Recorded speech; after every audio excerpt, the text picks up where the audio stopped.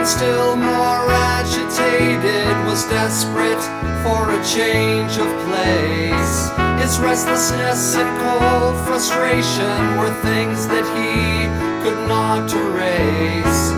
He left his home in disillusion, the village woods and field seclusion, where every day before his eyes a blood-stained spirit seemed to rise.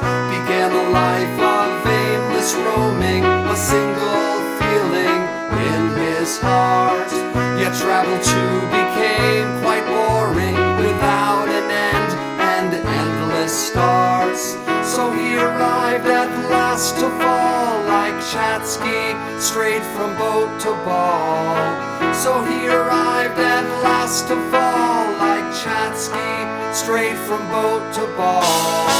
Can it be true? Can it be she? She looks and yet from our backwoods.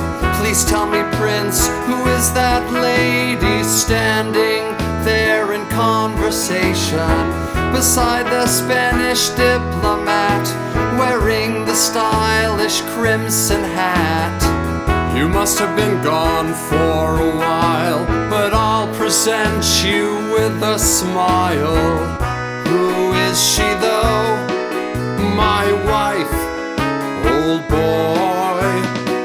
You're married, who, how long? Near 2 years now, the Laren girl. To Tatiana, why we were neighbors once. Well then, come on, we'll go and meet her now.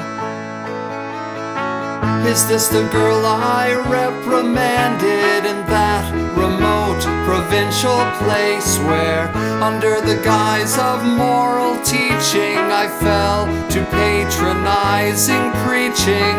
The girl whose letter I have kept, in which a maiden's heart had wept.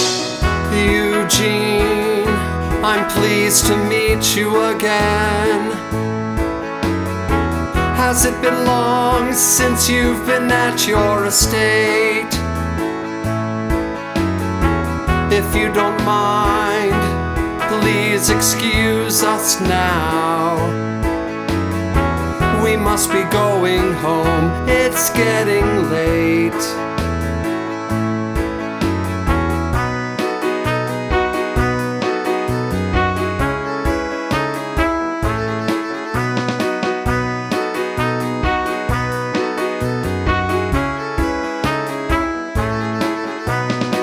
The girl whose letter I have kept, in which a maiden's heart had wept.